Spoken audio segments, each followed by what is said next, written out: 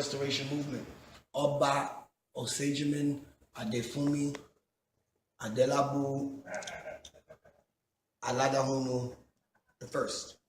He was born in Detroit, Michigan in 1928, October 5th. He was born to an extremely light-skinned mother and an extremely dark-skinned father.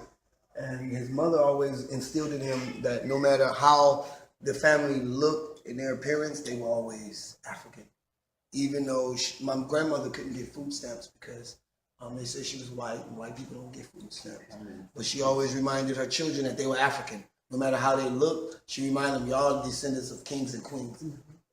And of course, people say that a lot, but she had the history, the records to prove it, that on their father's side, the royal family came from West Africa, Dahomey. You know, we all have royal lineage. You never know who's your ancestors. It's just that happens in my family line back in the 20s and the 1800s, because all of my grandparents were very old when they died. So they lived in the 1800s, early and late, and they knew their history and culture based on who came over first and lived on the plantation. So my dad was enthralled with African culture eventually because of his mother's stories. And one day he said, where's the black God? Who is the God of the black people? Because he noticed the Jewish people, the white people, the Christian, everybody had holidays except the blacks. Now today, everybody have holidays together. But when my dad was a boy, it was segregation. The Jewish people would leave school and go on their bar mitzvahs and all those sorts of things, and the Dutch people would go on their holidays. And so my dad eventually became enthralled with African culture, loved it to death, and worked it out, and even gave himself an African name in his 20s, joined the Catherine Dunham dance troupe, and began to understand more about African culture. He joined Catherine Dunham's dance troupe. They traveled around the world, and they went to Haiti. Once they went to Haiti, that's where he saw the first, what do you call it? He saw the first bits and pieces, if you will, of African culture and traditional religion. Because in America, everybody said black people didn't have nothing. He go to Haiti, and he sees traditional African religion in its refined moment. With all of the veves, all of the drums, the dances, the processions, the sacrifices, the foods, the offerings, all these sorts of things. He was enthralled when he came back to Harlem and tried to drum up a movement amongst Stokely Carmichael, Malcolm X. Farrakhan wasn't there yet, but Malcolm X and the remnants of Elijah Muhammad as he began to age. And so my father began to go out on the streets and articulate African culture to black people in front of a chock full of nuts on 125th Street. Chock full of nuts is a coffee shop. And so he would just articulate African culture to people constantly, every day. And there was a woman, and she's buried in one of the tombs over here. She was the one that told him, look, all of the stuff you're talking is some deep stuff, brother, but you got to take this out and talk to the people, just like Malcolm X and all them boys out there doing. You need to go out there and you hang with your partners, you know? And so my father did that and began, and they went to Cuba eventually after he got deeper. You know, after you learn things, you get deeper and deeper into it. Just study. And so he studied and got deeper and deeper and deeper. It led him to Cuba, where a lot of this tradition here lives. Like, for instance, those people all live in the bazaar over here, they're all from Cuba, you know? And so they're from the root of where this tradition comes from in America. This tradition comes from Africa, but in America, it comes from Cuba. And so we got it from the Cubans. So my dad brought it back to America. The Cubans told him, look, don't give this religion to the black people because they won't understand it. Too much church, too much Jesus, too much Christian, too much everything. They won't understand it. And listen, if you do give it to them, juke you. And so my dad's mission was to go to Cuba, learn the culture, and bring it back to America, and use it as a platform for nationalism, and a platform for black people better understanding themselves, and a platform just for self-determination. Whereas though the Cubans' idea was that, this is a secret religion, we don't want the white people to know, because they'll send us back to Cuba. You know, but basically my dad continued, and eventually he realized that the religion he subscribed to in Cuba was based on nature. Kwame Nkrumah came to Harlem in the late 60s, and he made my dad think a little deeper, because Kwame Nkrumah was the new president of Ghana. And he going around Harlem telling people, look, black people, Africa for Africans, you know, our land is our land, let's build it, make it, let's conquer the land and take care of ourselves. And so my dad decided that, okay, let's listen to him, and he moved south and built the village. And so we just put up some pictures, all these older pictures of the Oba. Now, the only reason it's in here is because my dad liked to stay in the middle of things. He liked the thick of things. That's kind of where I get it from. You see me here, I try to stay in the middle of whatever's going on to be helpful. So how did he start the village? What made him start the village itself? What made him start the village was was that he realized that you needed a land base for this culture. He had 3 temples in New York: 125th Street, Lenox Avenue, 8th Avenue, 7th Avenue, 116th Street, 118th Street. Different temples. But he realized that it was bigger than New York City and a storefront, in Harlem. And so even though they woke Harlem up to the culture, they say, okay, Harlem, now that we woke you up, follow us to the south, to where we come from. I'm from Florida anyway. Georgia, South Carolina, Alabama, Mississippi. So let's go back to the land. Because my dad was deeply influenced by Booker T. Washington. Booker T. Washington always said, go back to the land. Don't leave the land. Du Bois was saying, let's go out and get titles and offices and all this stuff that everybody pimped today.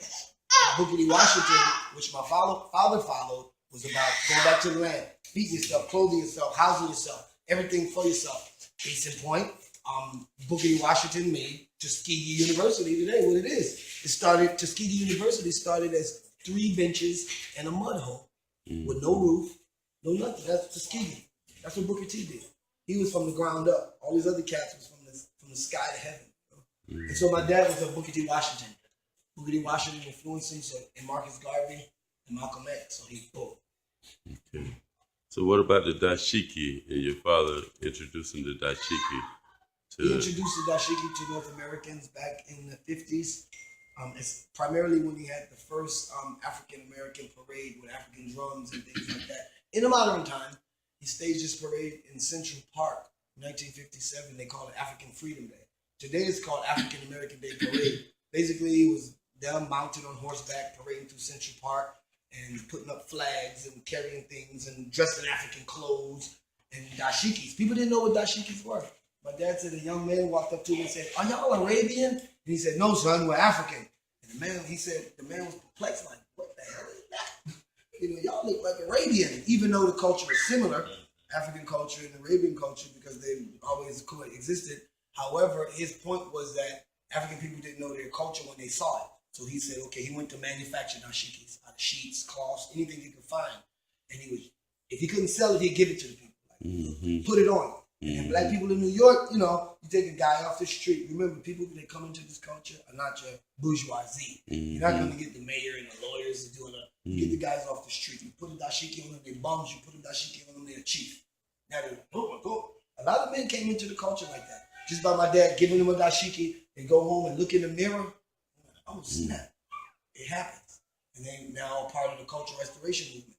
And either they're living today or they're dead, and we venerate them as venerated ancestors. When we do our, tessile and honor the ancestors, we call their names. A lot of them started as nobodies. We all started as nobodies in this culture. We started zeros because we don't know nothing. We don't know shit.